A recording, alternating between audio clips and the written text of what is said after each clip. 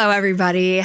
It is a very gloomy day here in Northeast Ohio. So today we're doing my February wrap up. I'm finally settling into the schedule and getting used to the editing of the videos and how long it takes us to get things out. So I actually will have a second video this month in addition to my wrap up. So I'm not sure what it's going to be yet because I have a few other ideas kicking around, but probably something women related because it's Women's History Month. So if you're interested in that, stay tuned. But other than that, I'm just going to jump right in because I have a few other little thoughts and rants in addition to just the books themselves this month. So we're just gonna get started.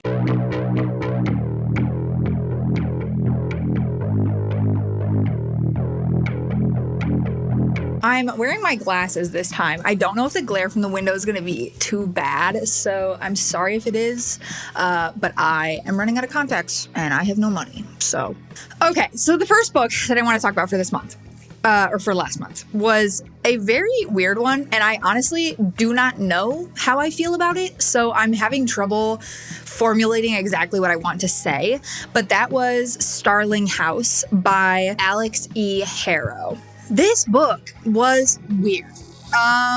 It was weird. Weird choices all around, weird plot. And because of that, I'm surprised that it got a lot of traction and was actually like as popular as it was. This book is basically, to summarize the plot, it is young woman is attracted to this scary, foreboding house that is in this town that is kind of infamous, and the family that lived there was infamous, right? And for some reason, she's having dreams about it. She's just so curious about it. And it's all kind of tied into the fact that like the owner, like the original owner of the house, wrote this children's book that's kind of like, think like Alice in Wonderland, but probably like scarier even. And she had a copy of it like when she was young and it was like important to her, right? But the book itself is kind of weird because it's written as if it's a story, but then like there's like commentary going on the story. It's like as if it's like a text and then like somebody's adding like footnotes being like, oh, actually that's like not true and like this is what's true. So she's attracted to this house and she like just starts like going up there and she meets like this guy who's like, it's very emphasized a million times in the book that he is ugly and he's like the heir that is now in charge of the house and he's like the last one left. The house is like dilapidated and dusty and everything and he looks like a ghost, but there ends up being this like romance between the two of them, and I was not a fan. I did not feel the chemistry at all. It felt like kind of just throwing a romance in there between the two main characters, like for the sake of doing it. What I did think was really interesting about the plot is that it does end up being a lot more about like bureaucracy and rich people and how they try to bribe people to get what they want and everything. Here's where I'm going to talk about the end. So if you don't want to hear that, just skip along. But I do want to talk about the end because I thought the end was such a weird choice. So basically like the whole mystery surrounding this house just ends up being that the story that person wrote, that story is true. And there's like a portal to this scary other world under the house. And the person who is like the keeper of the house has to like guard it. So that's what that guy has been doing. And basically the house has been calling to her because she's supposed to be the new keeper of the house. Okay. The very, very end just is like this very like convoluted sequence where she like goes down into the other world and then she like finds the little girl that like grew up to be the woman that like wrote the thing. And the little girl talks about how she kind of created this world though and used it to like get vengeance on like people who did really awful stuff to her. And the main character, so she hears this little girl, this like ghost girl, because she's not alive, tell her all of this trauma. And then she's like, well, that's fine, but I'm the keeper of the house now and I'm going to choose love. So I'm going to make it a nice place. And it just turns nice. And that's like really it. Are we victim blaming? Are we like, what are we doing here? Because it was so weird, and I don't know what the point of it was. Like, what are you trying to say from this? It felt like weird for this girl to be like, listen to all these horrible things that happened to me, and this is why I've created this place and done these things. And then the main character is like, that's chill, but I'm gonna be better than you, right? Weird. A little strange to me. I don't know.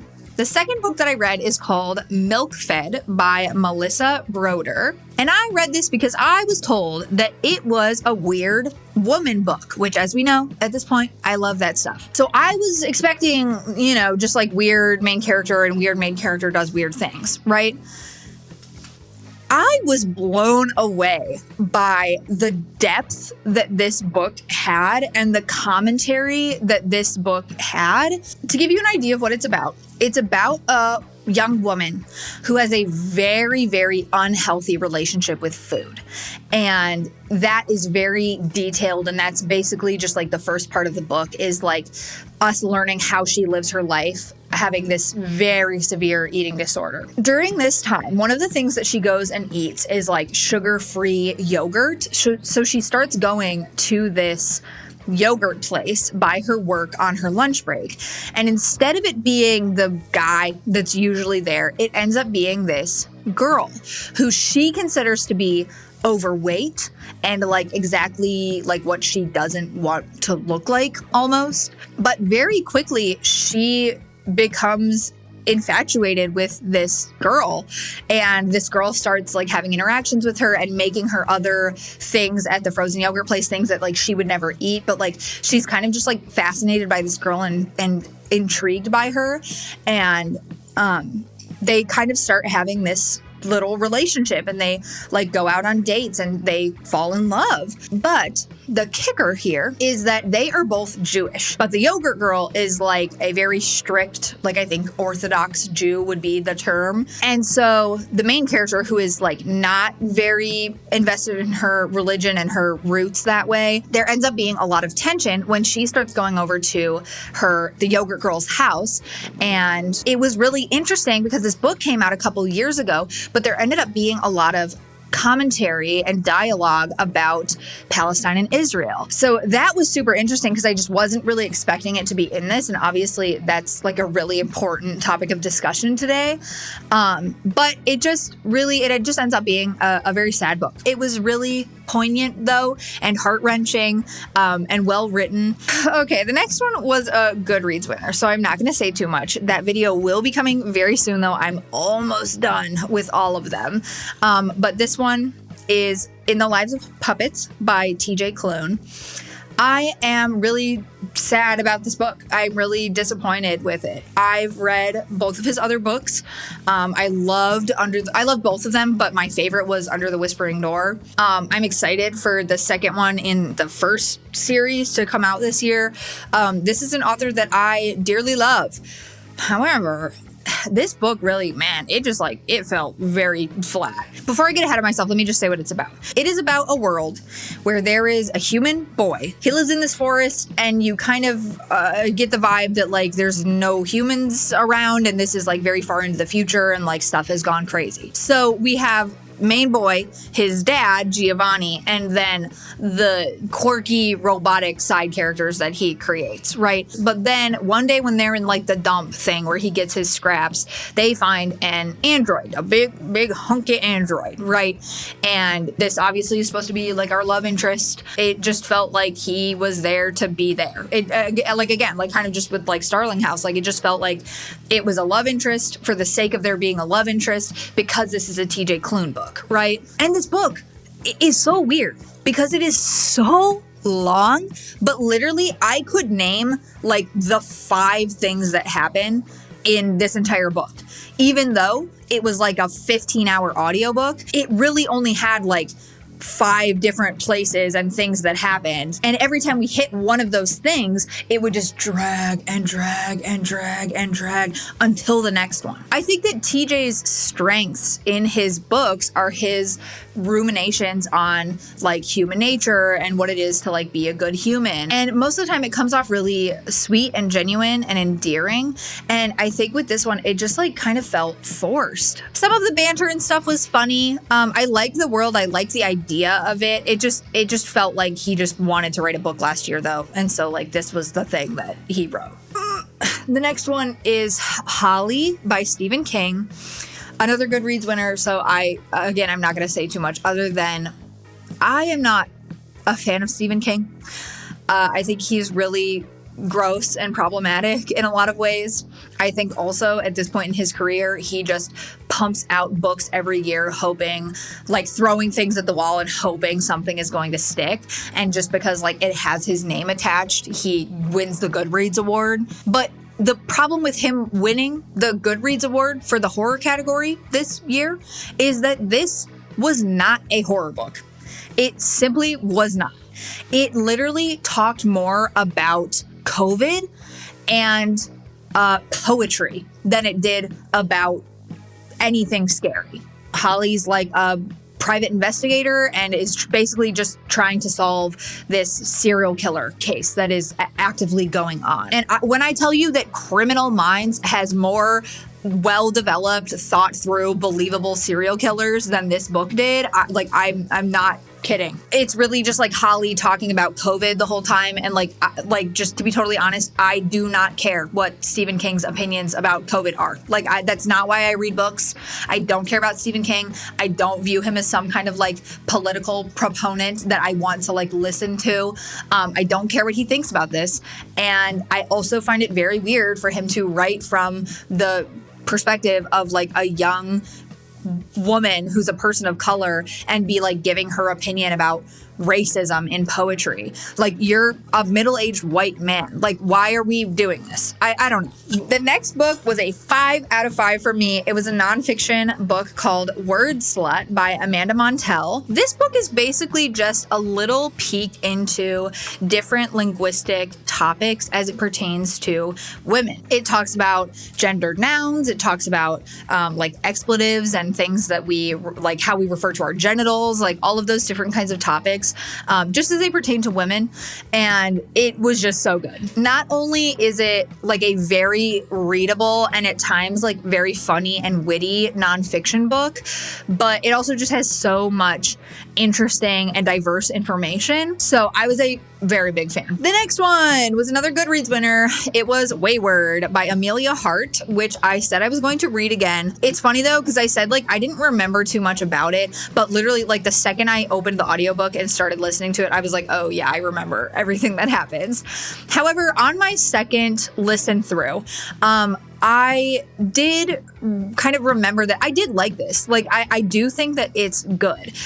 I'm still kind of surprised that it won 2 whole awards for the year, but it was good and deserves a little more credit than I think I was originally trying to give it. Just to give you like a general idea of what it's about in case you haven't read it or don't know what it is a interweaving story of 3 generations of women in the same family. One of them is a witch who is on trial. One of them is the daughter of like a lord or a viscount or something like that, and just certain things that happened to her and her experience being a young woman. And the third modern character is a woman who is trying to escape an abusive husband. And it's really just about them finding themselves and finding their power, which is like rooted in nature. And it does have like actually like a magical element. So it's like about them literally finding their power, but it was really good. And I did enjoy it. It is like a solid like 4.5 star read for me. Oh, sorry. The next one is also a Goodreads winner. I'm sorry. It's one more month and then I don't have to say that anymore. But it was the nonfiction winner, I believe. It's called Poverty by America by Matthew Desmond. I really, really, really like this. It's a really important read today when the economy is the way that it is, and having the conversations like this book starts is very important. I listened to it and I actually regret doing that. I think that some of the numbers and statistics and everything that he gives would be a lot more impactful if I was like seeing them in all of their glory, like on a page, you know? So I would definitely recommend reading it versus listening to it.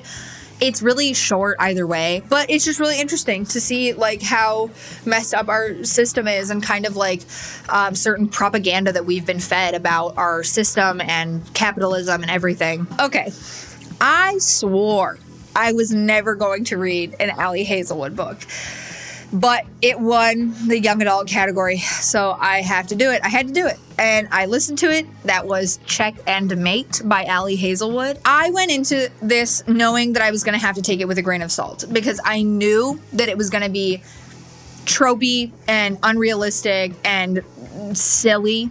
I think Ali Hazelwood is trolling. I think Ali Hazelwood is actually very smart and writes these books on purpose because she knows like the TikTok girlies are going to eat it up. But to give you an idea of what it's about a girl who used to play chess when she was a kid, but now she's done with that and she's like a car mechanic because her mom is chronically ill and she has to support the family and support her sisters and be the parent and all this stuff. And she goes to this chess tournament for her friend and she competes and beats the chess champion of the world, who happens to be a hunky guy that's like 2 years older than her. Which my first problem with this book is, why does he have to be hunky? Tell me why. Tell me why. He's a chess champion. The first 2 times we're introduced to him, we are talking about his biceps. We do not see that man work out one singular time in that entire book. Why does he have to be hunky? Why can he not just be a scrawny chess champion? You know? Is it just to like appeal to beauty standards and make people want to read the book? I think so, because there's no reason that he has to be Mr. Biceps, right? Hot, sexy, hunky chess man. But basically, she beats this man at chess, and then she gets offered a fellowship that is going to allow her to participate in more tournaments and basically play chess for a living for the next like a year. So she starts doing that. And as she's doing that, she's spending time with hot, beefy man cake, and they fall in love over chess. It's just so tropey, and like the character motivations in this book, which is really my big problem and actually something I want to talk about at the end of this video because it relates to another book that I have to talk about. But the character motivations are all over the place. And because of that, at times, like characters are doing things that like do not make sense, and because of that it paints them in a really unlikable light. I was not a fan of her sisters or her mom, and that's supposed to be like, oh, the most important people to her next to Beefcake, so like we're supposed to like them and like the conflict resolution with all of that. And I was like, no. But basically the big conflict ends up being that she finds out that Hunky McMahon Face was paying for her fellowship. So how could she trust him and blah, blah, blah. And then she doesn't want to do the chess championship. But in the end, of course, all is forgiven and it all works out. And the big climactic chess competition that we're supposed to see between the two of them, we don't see it. The camera pans up. And we do not get what's supposed to be the climax of this book. And we end up flashing forward 2 years. And I was like, why did we do that? Just because you needed the book to end? Like it was getting too long or something? Like, I'm confused. The thing that I will give it is I think like if you're gonna create a story related to chess, you have to touch on the misogyny that women face in that area of life. I appreciate that Ali Hazelwood tried to do that. The next book was another book by Otessa Moshfegh. It was Lapvona. And I thought that this was like really successful for it being so different from like her other books that have been popular. It is set in like a really medievally type village vibes, very much at the time where like self-flagellation and everything was a thing. But it's about a variety of characters that like live in this village or adjacent to this village, and they're interweaving lives. And there's the village, there's the greedy lord that lives on top of the hill, and there's kind of the main-ish character that's this boy. I never remember names, sorry. You'll never catch me using people's names because I don't remember. Actually, I remember the dad's name, Joel. Maybe. There's just this cast of different weirdo characters that are doing weirdo things, right? Because it's an Otessa Moshfegh book. But the way that we kind of jumped between these different characters, and each time we were getting like more information that was like compounding onto the disturbing content, and like we're learning more and more, and it's getting more and more like, oh, this is... That was like really masterfully done. Like she nailed that. But yeah, I don't know. This was a weird one. It's like hard to even explain. The ending was like not super satisfactory, and I do think like in the latter end we just spent so much time in the heads of characters that like I didn't really care that much about. Okay, my camera died, so I had to charge it for a while. If it starts to get dark, I apologize. Again, it's a very gloomy day. It's been raining all day here, so I know it's gonna start to like get dark very soon. This book that I have to talk about next is genuinely one of the worst books that I have read in over a year. Actually, probably hands down in the past at least a year, this is the worst book that I have read. This author is really popular over in the especially like Booktok sphere, and I have read his other works. That is Michael, I don't know how to say his last name. Alex Michaelides, I don't know. But you probably know him because he's the author of The Silent Patient and The Maidens. His book that just came out, The Fury, I truly gave 1 star. And I don't do that. It's very rare that I give a book 1 stars, and it's the second time that it's happened this year, which is crazy. But this was so bad. Before I get into the fundamental issues with this book, it is about a man who is narrating this story for us as if he's telling it to us, like as if we're like sitting by the fireside together or at a bar together, okay? And he's telling us about his relationship with his friendship with this woman who's a very famous actress, and some other people adjacent to her that they're also friends with. And they all go to this island together for a holiday. And basically what happens is that the actress ends up dead. And it's this big mystery. And he's promising to tell us like the crazy story of how this happened. But this book suffered from 2 really big things. One of those things is that the main character, the narrator guy, is so insufferable and goes on so many like mansplaining tangents about stuff that doesn't matter and gives us so much information that doesn't matter that it totally takes you out of like the main plot of the story, and it just ends up being very like long-winded and like, dude, can you get to the point? It felt very similar in vibe to like West Heart Kill. If you know that book is not rated good on Goodreads, and I think the only reason why this one is going to be rated kind of okay is because he's a very famous author. But it's a narrator, it's a male narrator who's just trying to be so insightful and meta. It's so insufferable, and I was having a hard time just even getting into it at all because of that. But then too, the other big issue is Alex really just said, let me throw as many possible twists into this book as I can possibly fit, whether they make sense or are necessary or not. And that way my story will become so convoluted that my readers will just be rolling their eyes for 50% of this novel. Because at that point, you're just twisting the twist. And it just ends up being this big scheme of like, him and the actress are in on it, but then actually, wait, these people are also in on it against him and like all this stuff. And it's so ridiculous because it'll literally be like, and then this happened. And here's this really engaging action of something that's going on. But actually, just kidding. That's what happened in my head. That's not actually what happened. This is actually what happened. He does that like 3 times. And this is what I thought was going on. But then all of a sudden, they told me, no, this is actually what's going on. And I'm like, let's call it. We can call it right now. It's dunzo. Like, it was, my blood was just boiling at this book. This is not good writing.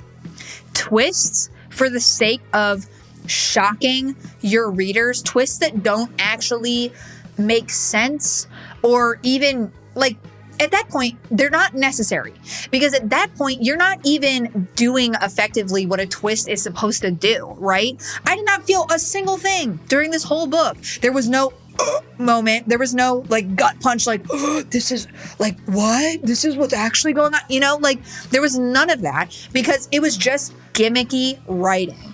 I hated it. I really hated it, and that's all I have to say. I could make a whole video talking about it and dissecting everything that's wrong with it and, like, going through the plot step by step. But truly, I loathe this book so entirely that I could not do that to myself. I could not put myself through that. The next book that I read, it got recommended to me online as kind of another, like, woman-centric, kind of crazy one.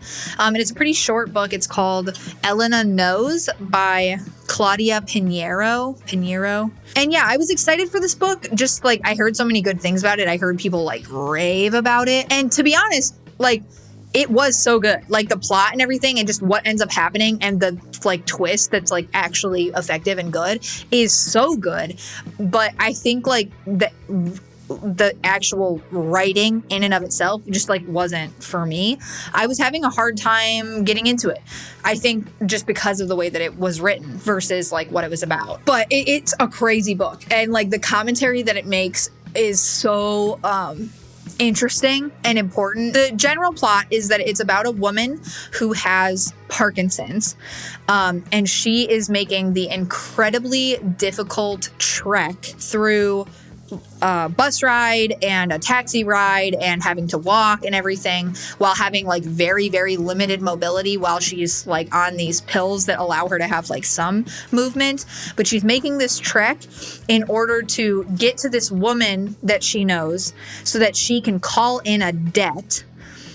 And we don't know what that debt is, but she wants to call in this debt so that this woman will feel obligated to help her solve what she thinks is her daughter's murder. Everybody tells her that her daughter committed suicide. Her daughter hung herself in the bell tower of this church. But Elena thinks that cannot be the case, and we're kind of flashing back and forth between different things, just how her relationship with her daughter was actually kind of fraught and toxic, and how having Parkinson's and being, like, this severely chronically ill, just how, like, dealing with the insurance is so awful, and dealing with the police who don't believe her about her daughter is so awful, and it goes into, like, bureaucracy and how damaging that is, like, for people. So a lot of really good commentary to, like, sink your teeth into. And then just the ending ends up being, like, so insane. Definitely recommend it for you to check out. After this, I went through my entire TBR on Goodreads, and I realized that I used to read so many other, like, genres and other things, and I feel like I've become so, like, novel centric recently in the past, like, few months. And it made me realize that I really do want to start, like, reading other things again and other kinds of books. So I've already started doing that. So my monthly wrap-ups are going to start to look kind of different and just be a little more diverse when it comes to, like, the actual kinds of books that I'm reading. But on my TBR, I found the third book in this series. It's a graphic novel. I had read the first 2, and the third one I hadn't read yet, so I decided to sit down and read it. And that is the Tea Dragon Tapestry by Kay O'Neill. There's 2 books that come before this. So it is the third book in the series. And I think it's supposed to wrap up this, I think it's supposed to be a trilogy, which I'm pretty sad about. But this is another book that I want to buy. I want to buy, like, the set of them. They're just so cute. They're just cozy fantasy, short graphic novels about a world where there's a variety of very diverse characters, but it's just about them as they connect with each other and they connect with these creatures called tea dragons. And it's literally just like cute, chubby little dragons that like grow tea leaves on their backs like every once in a while. And it's them,